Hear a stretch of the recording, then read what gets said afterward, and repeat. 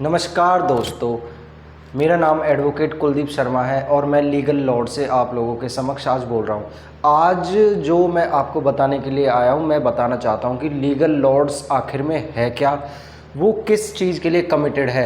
Legal Lord's एक proprietorship firm है जो कि कुछ वकीलों ने मिलकर एक संगठन बनाया है। उस जो लीगल लॉर्ड्स के जो प्रोप्राइटर है वो मैं हूँ स्वयं। मेरा नाम है एडवोकेट कुलदीप शर्मा। हमारी जो ये ऑर्गेनाइजेशन है लीगल लॉर्ड्स, इसमें 5 वकील हैं जो हम साथ में एसोसिएट्स हैं, जो इसमें सिविल और क्रिमिनल सभी के अलग अलग जो एक्सपर्ट्स वकील हैं हमने चुनकर अपनी टीम बनाई है, जिसका नाम हमने एक यूनिक दिया है जिसको कहते हैं लीगल लॉर्ड्स। जो सबसे पहले क्रिमिनल केसेस के जो एक्सपर्ट्स हैं उनके नाम मैं लेना चाहूँगा। सबसे पहले मैं स्वयं क्रिमिनल केसेस को खुद हैंडल करता हूँ। दूसरा एडवोकेट विकास कुमार, जो कि एमडी यूनिवर्सिटी रोहतक से पढ़कर उन्होंने अपनी एलएलबी करी है।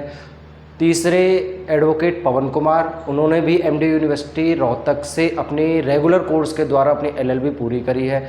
तीसरे जो वकील हैं वो है भरत सिंह मेहरा, उन्होंने भी एमडी यूनिवर्सिटी रोहतक से रेगुलर कोर्स के माध्यम से अपनी जो वकालत है पूरी करके क्रिमिनल में एक्सपर्टाइज हासिल करी है।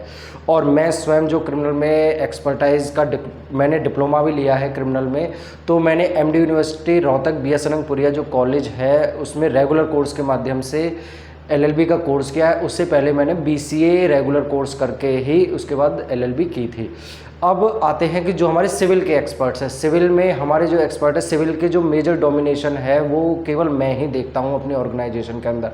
चाहे कोई प्रॉपर्टी के मैटर हो या और भी कोई सिविल वाद हो, जो सिविल न्यायालय 12 सेक्टर जो फरीदाबाद है, या Punjab and Haryana high court या सुप्रीम कोर्ट के लेवल तक कोई केस अगर सिविल लेकर जाना है, वो सारा का सारा सुपरविज़न मेरे ही अंडर होता है। हालांकि हम सारी टीम मिलकर ही काम करते हैं, लेकिन सिविल के जो CPC के जितने भी प्रोसीजर्स होते हैं उन सबको जो कोऑर्डिनेशन के द्वारा किस तरीके से यूज़ करना है केसेस में, उस पर सारा सुपरविज़न मेरा ही रहता है। तो ये हमारी जो है ये सारा काम लीगल लॉर्ड्स की टीम करती है।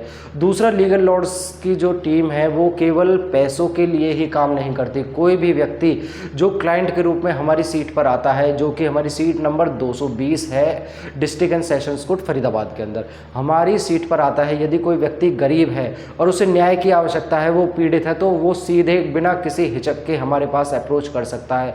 अगर कोई और वकील से ना एंटरटेन करे तो वो सीधा मेरे पास आकर अप्रोच करे, और मेरा फ़ोन नंबर जो कि डिटेल में इस वीडियो में भी दे दिया जाएगा। आप कोई भी कानूनी सलाह A to Z, इस भारत देश के अंदर जितने कानून बने हैं A to Z, अगर उनकी डेफिनेशन कुछ भी हो, आप बेझिझक फ़ोन पर या सीट पर आकर मेरे से पूछ सकते हैं। और उनमें क्या क्या प्रोसीजर अपनाना चाहिए, किस कोर्ट में वो वाद ले जाने चाहिए, क्या केस के द्वारा आपका केस निपट सकता है या किसी और माध्यम से, कुछ भी हो, पुलिस की कोई एट्रोसिटीज़ हो, पुलिस आपके खिलाफ ज्यादती कर रही हो, या कोई और पब्लिक इंस्टीट्यूशन, पब्लिक डिपार्टमेंट या कोई और पब्लिक सर्वेंट कोई भी आपके खिलाफ ज्यादती कर रहा हो, तो उन सब से निपटने के लिए हमारी एक अलग स्पेशल टीम है जो लीगल लॉर्ड्स में काम करती है।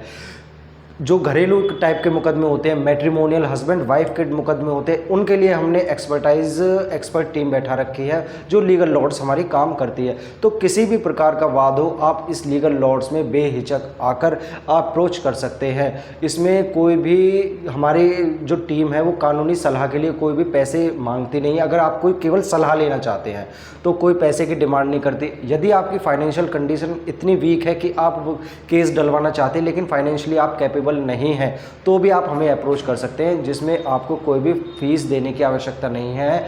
बस जो चार्जेस वहाँ उसके होते हैं लिटिगेशन के, वकील की फ़ीस देने की आपको कोई आवश्यकता नहीं है। बस लिटिगेशन में जो पैसा लगता है छोट मोट, वो आपको देने की आवश्यकता है। उसके बाद आप सीधा अपने कोर्ट में केस डाल सकते हैं और अपने न्याय से आप न्याय ले सकते हैं, बल्कि आपको न्याय से कोई भी वंचित होने की आवश्यकता नहीं है। धन्यवाद। ये थे सारे जो भी मैं प्रोविजंस आपको लीगल लॉर्ड्स के बारे में बताना चाहता था कि हमारी ऑर्गेनाइजेशन किस चीज़ के लिए कमिटेड है। धन्यवाद।